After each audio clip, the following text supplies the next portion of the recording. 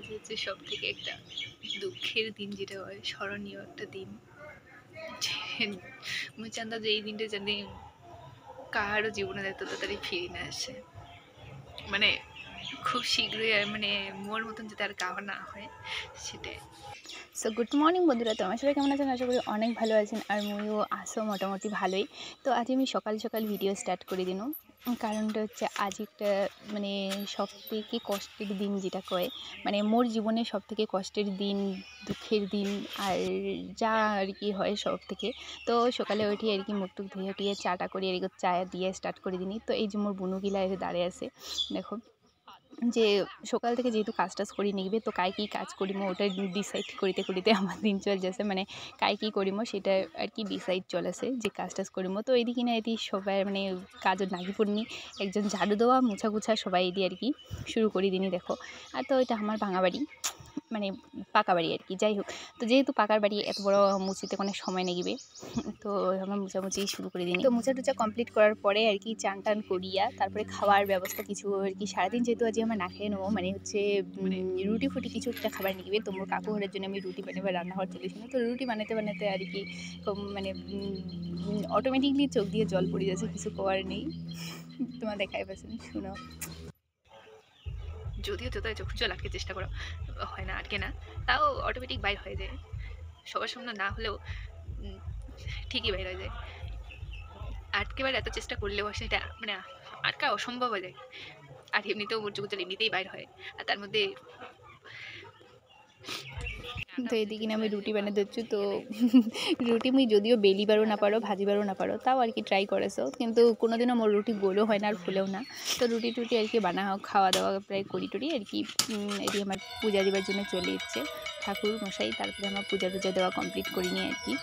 পূজা দেওয়া বলতে বাড়ির এমনি পূজা। তারপরে মানে সারাদিন যেহেতু কিছু নেই, তো আমি চা যে কয়বার খাচ্ছ তার ঠিকানা নেই, কারণ আমি এমনিতেও চা খাও আরও বেশি চা খাচ্ছ, দেখো।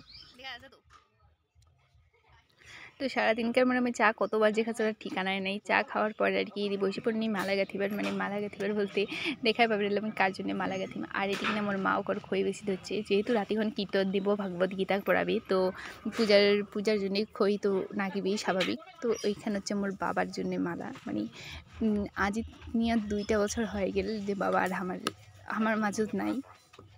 2 বছর আর কি, মানে মুই চাও যে মানে এইরকমভাবে আমি ভাবি পারো নি কোনোদিনও, হঠাৎ করেই যেহেতু। তো মালা আর কি সবার জন্য আমি গাঁথিনু।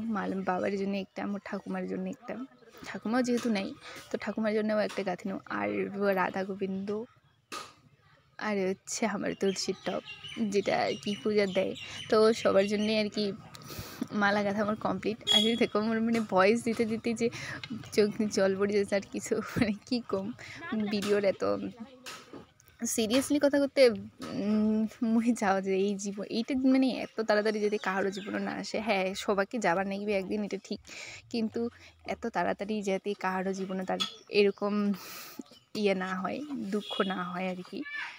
আর তারপরে আমার এদিকে আর কি এদিকে আমার সবজি টবজি কাটা হচ্ছে, যেহেতু রাতিক্ষণ পূজা হবে, তো পূজার জন্য লোকজনও সন্ধ্যাক্ষণ চলে এসছে। আর এদিকে আমি সব কিছু রেডি করে দিবার দিচ্ছু, কারণ বাবার ফটোটাও আর কি পোশাক তোশাক এদি মোর পিসি মানে সবাই মিলে আর কি আমরা রেডি করেছি। এদিকে আমার পূজার বসার স্টার্ট করেছি, আর ওদিকে আমার রান্না বসে দিয়েছে আমার কাকিমাঘর, আমার বাড়ির পাশের কাকিমাঘর সবাই আমার রান্না বসে দিয়েছে। আর এদিকে আমার এদিকে পূজার সব কিছু আর কি রেডি করে দিয়েছে, আমার বাবার ফটো টটো সব কিছু ভালো করি। আর যেহেতু সবাই আসিবে দেখিবে, ভক্তি টক্তি দিবে, তো ফাইনালি আমি মালা টালা পরে দিন, দেখো। তো মালা পরা কমপ্লিট। আর এদিকে মোর বোনও মোর ঠাকুমার বোনও কাছে যে ওই ঠাকুমার ফটোর মালা পরাবে, তো মোর বোনও দিয়ে মোর ঠাকুমার ফটোর মালা পরে দিন।